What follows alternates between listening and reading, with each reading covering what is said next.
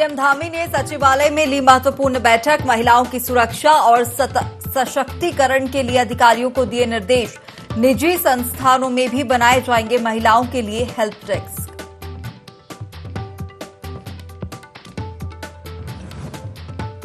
विधानसभा अध्यक्ष रितु खंडूरी ने अपने कार्यालय में ली अधिकारियों की बैठक। सभी अधिकारियों से मांगी कार्यों की रिपोर्ट। कहा समय समय पर की जाएगी बैठक आयोजित।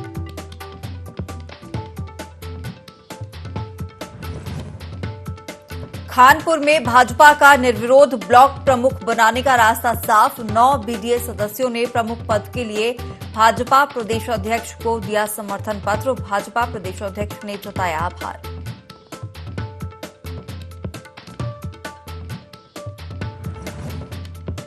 लोहाघाट में चल रहा लड़ी धूरा महोत्सव। क्षेत्रीय सांसद अजय टमटा भी रहे मौजूद। कलाकारों ने दी विभिन्न प्रस्तुतियां।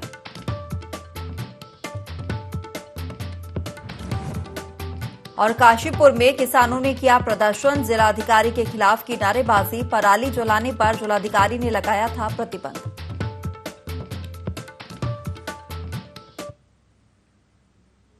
नमस्कार, बहुत स्वागत है आपका देवभूमि लाइव के इस खास बुलेटिन में। मैं हूं आपके साथ हिमांशा मेहता। बुलेटिन की शुरुआत करेंगे खबरों के साथ। मुख्यमंत्री पुष्कर सिंह धामी ने सचिवालय में महिला सुरक्षा और सशक्तिकरण को लेकर बैठक ली और अधिकारियों को राज्य में महिलाओं की सुरक्षा के साथ ही महिला सशक्तिकरण पर विशेष ध्यान देने को कहा गया। ज्यादा से ज्यादा महिलाएं रोजगार से जुड़ें, इस दिशा में सभी विभागों को काम करना है। महिला कामगारों की सुरक्षा के लिए कोई ठोस योजना बनाई जाए और नियमानुसार उन्हें सुविधाएं दी जाए।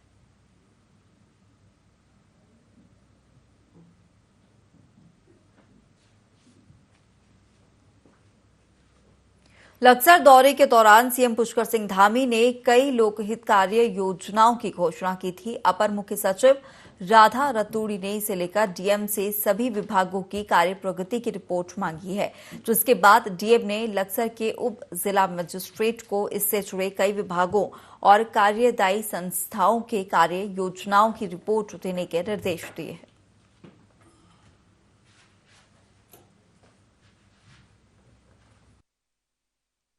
मुख्यमंत्री जी की जो घोषणाएं हैं उसको लेकर के कई विभागों में जो घोषणाएं हुई हैं उसका डिटेल शासन में नहीं जाने के कारण उनका अनुपालन नहीं होने के संबंध में आख्या मांगी गई है। उसमें जिन विभागों से संबंधित घोषणाएं हैं उनको यहाँ से निर्देशित किया गया कि तत्काल वो अपनी सूची उपलब्ध कराएं ताकि उस सूची को नियमानुसार शासन तक उपलब्ध कराई जाए ताकि उन घोषणाओं का अनुपालन हो सके। उत्तराखंड विधानसभा अध्यक्ष रितु खंडूरी ने पहली बार विधानसभा के अधिकारियों के साथ बैठक की। उन्होंने बैठक में सभी अधिकारियों से उनके कामों की रिपोर्ट मांगी।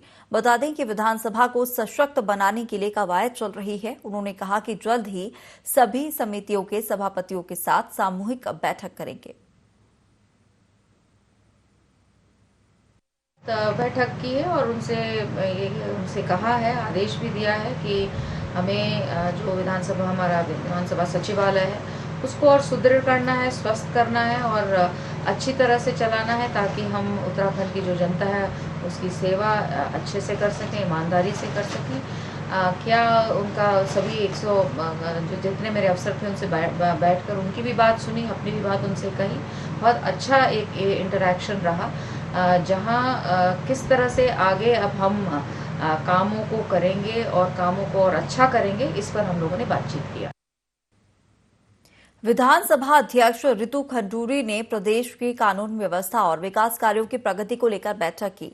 मुख्य सचिव एसएस संधू और डीजीपी अशोक कुमार इस बैठक में शामिल हुए। इस दौरान विधानसभा अध्यक्ष ने उन्हें कई विषयों पर जरूरी दिशा निर्देश दिए। उन्होंने आगामी त्योहारों को लेकर पुलिस को पूरी तरह से सतर्क रहने को कहा और बताया कि कानून व्यवस्था सरकार की सर्वोच्च प्राथमिकता है। अपराध नियंत्रण में किसी तरह की लापरवाही न बरतें। साथ ही उन्होंने प्रदेश में चल रही विभिन्न योजनाओं की भी जानकारी ली और विशेष तौर पर कोटद्वार के विकास में आड़े आ रही समस्याओं का जल्द निराकरण करने के निर्देश दिए।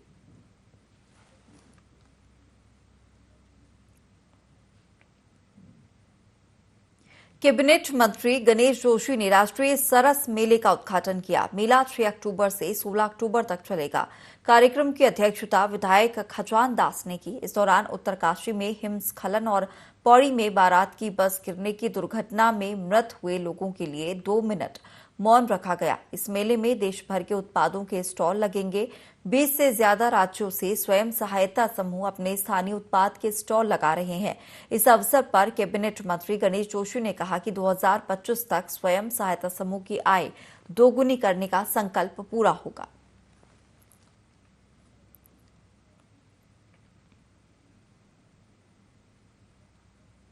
वित्त मंत्री डॉक्टर प्रेमचंद अग्रवाल से पर्यटन मंत्री सतपाल महाराज ने मुलाकात की। इस मौके पर उन्होंने पर्यटन मंत्री सतपाल महाराज को बेस्ट टूरिज्म डेस्टिनेशन अवार्ड और पर्यटन के सर्वांगीण विकास के लिए प्रथम पुरस्कार मिलने पर बधाई दी। इस दौरान डॉक्टर अग्रवाल ने कहा कि उत्तराखंड के नैसर्गिक स्थलों और पर्यटन क्षेत्रों को देश और विश्व में पहचान मिलेगी। ये सम्मान उत्तराखंड के लिए गौरव की बात है।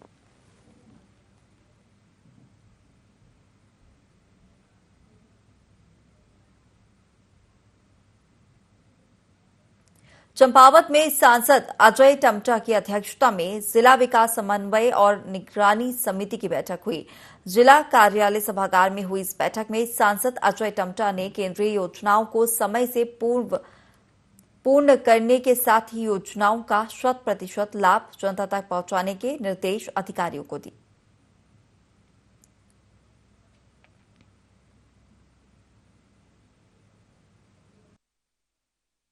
चंपावत की गई भारत सरकार से चलने वाली सभी योजनाओं का और राज्य सरकार के द्वारा चल रही योजनाओं का भी मॉनिटरिंग की गई। चाहे वो मनरेगा के काम है, जल जीवन मिशन के अंतर्गत पेयजल है, पीएमजीएसवाई की रोडों का कार्य है। और अभी आज की बैठक बहुत महत्वपूर्ण बैठक रही है और सभी डिपार्टमेंट के अधिकारी कर्मचारी और हमारे जिलाधिकारी इन सभी लोगों ने आश्वासन किया है कि हम अगले टाइम तक बस इस जनपद की प्रोग्रेस ठीक है, इसमें नो डाउट। हरिद्वार से खानपुर ब्लॉक में भाजपा प्रत्याशी नीतीश कुमार का निर्विरोध ब्लॉक प्रमुख बनने का रास्ता साफ हो गया है। भाजपा प्रदेश अध्यक्ष महेंद्र भट्ट की मौजूदगी में 9 निर्दलीय बीडीसी सदस्यों ने नीतीश कुमार के पक्ष में पत्र सौंपा। भाजपा प्रदेश अध्यक्ष महेंद्र भट्ट ने इसके लिए सभी सदस्यों को धन्यवाद दिया और क्षेत्र में विकास को मजबूती दिए जाने का भरोसा दिलाया है।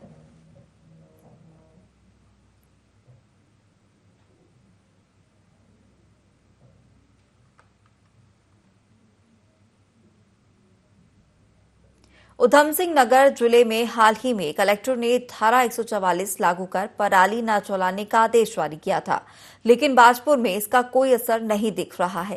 भारतीय किसान संगठन के प्रदेश अध्यक्ष खुद खुली चेतावनी देते हुए पराली जला रहे हैं और आदेश वापस ले जाने की मांग कर रहे हैं। किसानों का कहना है कि सरकार का ध्यान फैक्ट्रियों से निकलने वाले धुएं पर नहीं है, सिर्फ किसानों को प्रताड़ित किया जा रहा है। वहीं एसडीएम ने इस मामले में आदेशों का उल्लंघन करने वालों पर कार्रवाई करने की बात कही है।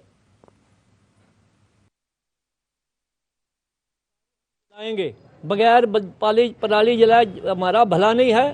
पूरे किसानों को हम मांगे पराली जलाओ, देखें कौन रोकता है। रोकेंगे तो फिर आंदोलन होंगे। जलानी है, सब किसानों कहते पराली जलाओ, तुम देखा जाएगा जो होगा। और जो है इतने धुआं दे रहे हैं, उनकी तरफ किसी का ख्याल नहीं है। काला धुआं जो है पूरे कई एकड़ों में फैल जाता है। इसका जो धुआं है, ये फैक्ट्रियां जो इसकी लोहे की फैक्ट्री चल रही हैं, निरा धुआं उगल रही हैं, बर्बाद कर रही, लोगों की आंखें अंधी हो रही हैं। उनकी तरफ तो ख्याल नहीं है। किसानों के ऊपर सारा बोझ डाल रहे हैं कि धुआं है, धुआं कहाँ, धुआं पराली का सफेद धुआं है। माननीय एनजीटी के आदेश पर जिलाधिकारी महोदय ने एक आदेश किया है कि पोल्यूशन को दृष्टिगत रखते हुए पराली, जो धान की पराली, उसको प्रतिबंधित किया जाए। तो इस संबंध में धारा 144 लगाई है। माननीय न्यायालय के और जिलाधिकारी महोदय के आदेश का कंप्लायंस हम सबको करवाना है और पुलिस को भी करवाना है, हमें भी करवाना है, दिखवाना है। और जो किसान संगठन है या किसान है, उनको भी उसकी कंप्लायंस करना है, क्योंकि पोल्यूशन जो है किसी को देख कर पूछ के नहीं जाता या ना नुकसान करता है। उधम सिंह नगर में जिला मजिस्ट्रेट ने पराली जलाने पर रोक का आदेश पारित किया है। इससे क्षेत्रीय किसानों में आक्रोश देखने को मिल रहा है। किसानों ने बड़ी संख्या में मजिस्ट्रेट कार्यालय का घेराव कर जोरदार प्रदर्शन किया और पराली न जलाने के आदेश को जल्द वापस लेने की मांग की है। साथ ही ऐसा न करने पर उग्र आंदोलन करने की चेतावनी भी दी है।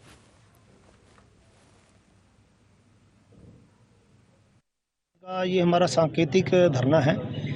जो हमारे डीएम साहब ने एक आदेश पास किया है कि पराल नहीं जलेगी, उसमें धारा 144 लगाई है जिसमें दंड का प्रावधान दिया है। तो हमारी मांग ये है कि अचानक से कोई भी ऐसा निर्देश नहीं देना चाहिए। किसी भी चीज़ को अगर लागू करना उसके लिए एक समय होता है, उसकी पहले तैयारी करनी चाहिए। किसानों को उस चीज़ के बारे में बताना चाहिए इन्हें कि पराल का हम कैसे इंतजाम करें। और आज हमारा सांकेतिक है, अगर आगे ये हमारी मांगे नहीं, पराल तो देखिए किसान जलाएगा, उसकी मजबूरी है, हमारी कोई खुशी नहीं है। हम नहीं चाहते कि पोल्यूशन हो, अगर इस वजह से पोल्यूशन है हम इसे हटा देना चाहते हैं, लेकिन उसके लिए जो हमारा खर्चा बढ़ रहा है उसे कौन वहन करेगा। किसान पहले ही आर्थिक तंगी में चल रहा है, सब पता है, सब आंकड़े सरकारों के पास में है। किसान के हालात पहले ही अच्छे नहीं है। जिलाधिकारी महोदय ने एक तुगलकी फरमान सुनाया बिना किसी पूर्व नीति बनाए हुए, कोई किसान संगठनों के साथ वार्तालाप किए हुए कि जी आप पराली नहीं जलाओगे।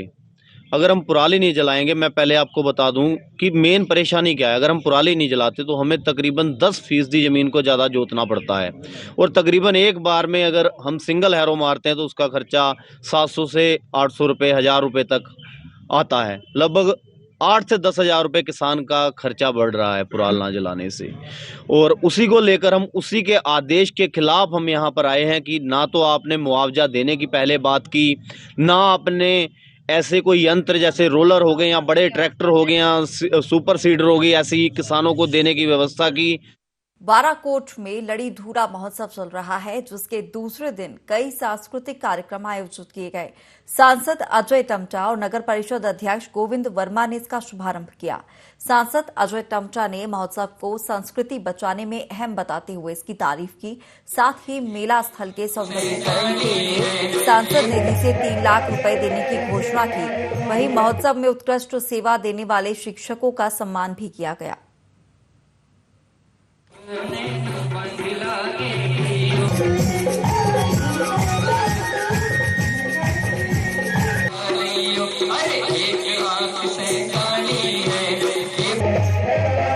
मैं आज के कार्यक्रम में उपस्थित हमारे नगेंद्र जोशी जी, हमारे अध्यक्ष जी समेत सभी को बहुत धन्यवाद देता हूं, जो शैक्षिक और सांस्कृतिक रूप से इस महोत्सव को लगातार मना रहे हैं। को लड़ी धूरा मेले के मंदिर के लिए निर्माण में भी अपने सांसद निधि से उसमें सहयोग करके उस कार्य को पूरा करने में आप सबके सहयोग में भी अपना योगदान दूंगा। आप सबके उज्जवल भविष्य के साथ, क्योंकि आप बच्चों के ऊपर काम कर रहे हो, यहाँ के छात्र छात्राओं में काम कर रहे हो, उनकी प्रतियोगिताओं को, उनकी प्रतिभाओं को निकालने में आपका विशेष योगदान है और इसलिए एक विशेष प्रकार का उत्कृष्ट कार्य कर रहे हैं। आपको बहुत बहुत बधाई, बहुत शुभकामनाएं। हल्द्वानी में गैस पाइपलाइन बिछाने वाली एचपीसीएल कंपनी पर लापरवाही बरतने के आरोप में नगर निगम आयुक्त ने बड़ी कार्रवाई की है। एचपीसीएल कंपनी को शहर में गैस पाइपलाइन बिछाने का काम दिया गया था। कंपनी ने अपना काम समय पर नहीं किया और सड़कों को क्षतिग्रस्त कर दिया। वहीं साइड ड्रेनेज भी तोड़ दिए गए। निगम आयुक्त पंकज उपाध्याय ने एचपीसीएल कंपनी की 5 करोड़ की जमा राशि को जब्त कर लिया है और 13 करोड़ का जुर्माना लगाया है। आयुक्त ने कंपनी के उप महाप्रबंधक को सड़कों को क्षतिग्रस्त करने और साइड ड्रेनेज तोड़ने के एवज में 15 दिन के अंदर 13 करोड़ जमा करने के निर्देश दिए हैं। निगम ने एचपीसीएल की गैस पाइपलाइन बिछाने के लिए रोड कटिंग की अनुमति को भी तत्काल समाप्त कर दिया है।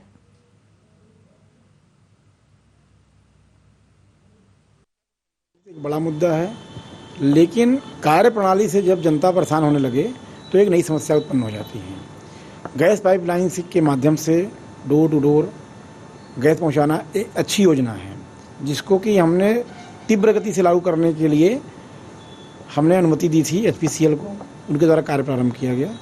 लेकिन उनका लेइंग का कार्य तो बहुत तेज़ी से हुआ, लेकिन रेस्टोरेशन के जो उनके कॉन्ट्रैक्टर थे उन्होंने मानकों को अनुरूप कार्य नहीं किया।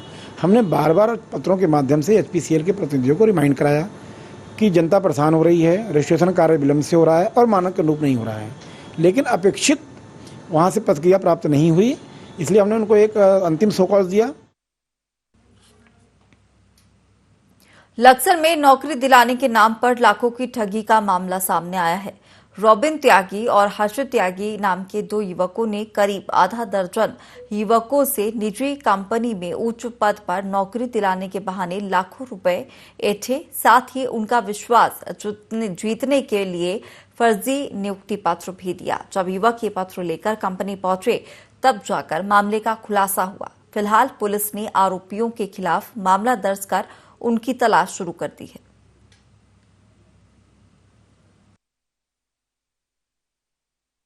खुद का शहनवाज है, इसके द्वारा आरोप ये लगाया गया है कि जो है महिंद्रा एंड महिंद्रा कंपनी में नौकरी लगाने के लिए त्यागी और रॉबिन त्यागी द्वारा पैसे 2,45,000 लिए गए हैं। जब और उनको वो लेटर भी दे दिया गया, ज्वाइनिंग लेटर। जब ज्वाइनिंग लेटर लेकर गए थे तो उन्होंने कहा कि हमारे द्वारा ऐसा कुछ नहीं, तो उनके द्वारा थाने में आकर उनके खिलाफ अभियोग दर्ज कराया गया है। इसमें दर्ज के बाद बेचना जारी है, बेचना जो होगा उसके खिलाफ कार्रवाई। उधम सिंह नगर के जसपुर में आगामी त्योहारों के मद्देनजर अमन कमेटी की बैठक हुई। शहर में ईद और वाल्मीकि जयंती पर शोभा यात्रा निकलनी है। बैठक में पुलिस क्षेत्राधिकारी वंदना वर्मा के साथ दोनों ही समुदाय के लोग शामिल हुए। क्षेत्राधिकारी ने शोभा यात्रा के दौरान सभी से शांति व्यवस्था बनाए रखने की अपील की, जिस पर सभी ने सहमति जताई है।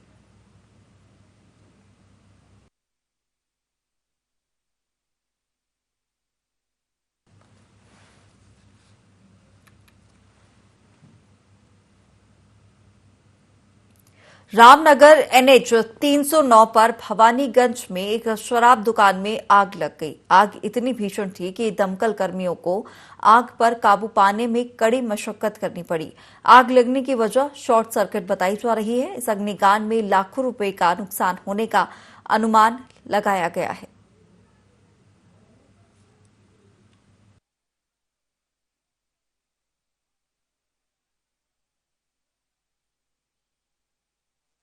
पता चला, इसको आकलन चल रहा है, लेकिन हमको जब सूचना मिली है तुरंत मैं 2 गाड़ी लेके यहाँ पहुंचा। अगर हम लोग समय पर ना पहुंचे तो बहुत बड़ा हादसा हो सकता था। हरिद्वार में एक युवक की नाले में डूबने से मौत हो गई, जिसका शव पुलिस ने बरामद कर लिया है। शव को पोस्टमार्टम के लिए जिला अस्पताल भेज दिया गया है। पुलिस ने बताया कि सीताराम का शव रोशनीपुरी नाले में मिला है।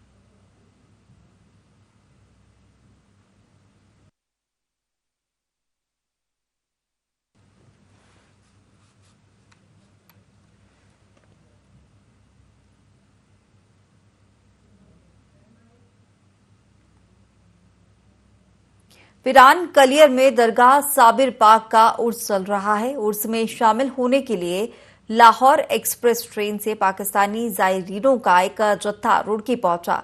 जत्थे में 150 जायरीन शामिल हैं। रेलवे स्टेशन पहुंचने पर सभी जायरीनों का पुलिस, प्रशासनिक अधिकारियों और गणमान्य लोगों ने फूलमालाओं के साथ स्वागत किया। इसके बाद जायरीनों को बस से कड़ी सुरक्षा में कलियर उर्स के लिए रवाना किया गया। ये जायरीन कलियर उर्स में रहकर साबिर साहब की जियारत करेंगे।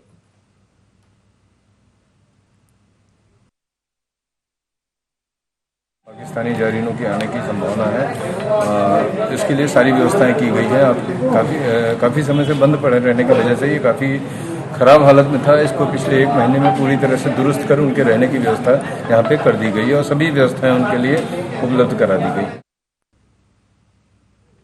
उत्तराखंड में बारिश का कहर जारी है। बारिश के कारण किसानों की धान की फसल बर्बाद हो गई। उधम सिंह नगर में बीती रात हुई बारिश ने किसानों की टेंशन बढ़ा दी है। किसानों की खेतों में पानी भरने से धान गलने का खतरा बना हुआ है। हालात इतने खराब हो चुके हैं कि खेतों पर निर्भर रहने वाले किसान भुखमरी की कगार पर पहुंच गए हैं।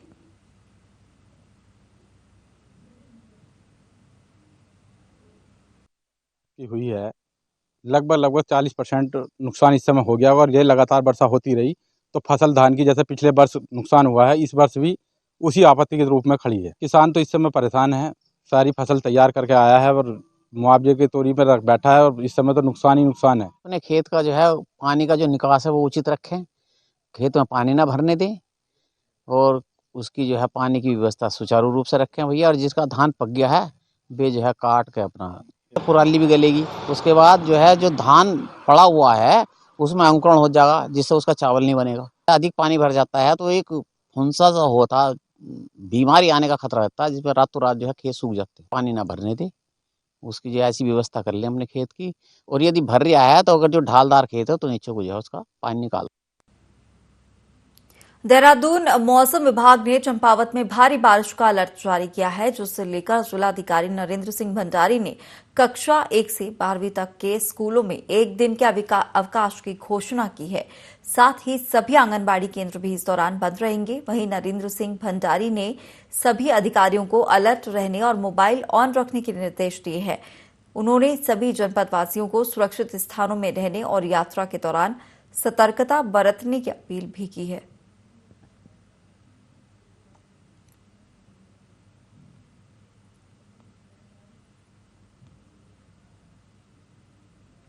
चारधाम यात्रा इन दिनों अपने अंतिम पड़ाव पर है। विजयदशमी के पावन पर्व पर शीतकाल में चारधाम के कपाट बंद होने की तिथि घोषित हो गई है। अन्नकूट पर्व यानी 26 अक्टूबर को गंगोत्री धाम के कपाट, भैया दूज को यमुनोत्री और केदारनाथ धाम के कपाट बंद कर दिए जाएंगे। वहीं 19 नवंबर को बद्रीनाथ धाम के कपाट भी बंद हो जाएंगे। इस साल 3 मई से चारधाम यात्रा की शुरुआत हुई थी, जिसमें अब तक 40 लाख से ज्यादा श्रद्धालु दर्शन कर चुके हैं।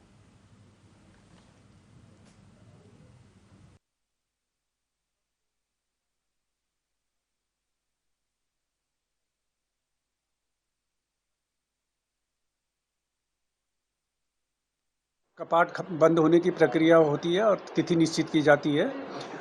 इस वर्ष केदारनाथ धाम जी के जो कपाट हैं वो 26 अक्टूबर को भैया दूज के अवसर पर प्रातः 8 बजे करीब बंद होंगे और बद्रीनाथ जी के कपाट 19 नवंबर को अपराह्न 3:30 बजे के लगभग बंद होंगे। 25 अक्टूबर को सूर्य ग्रहण भी है और सूर्य ग्रहण के कारण जो सभी धाम है उन धामों में कपाट पूरी तरीके से बंद रहेंगे। हवन यज्ञ इत्यादि पूजन के उपरांत ही कपाट खुले जाएंगे।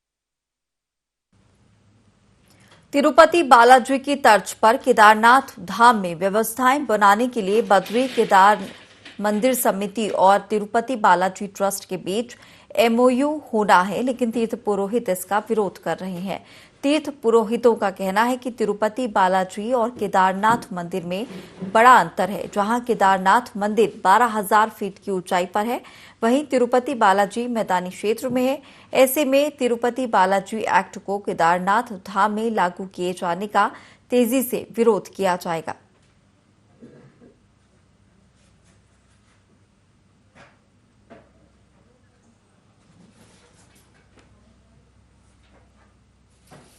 चलिए फिलहाल इस बुलेटिन में इतना ही। आप बने रहिए IND 24 के साथ।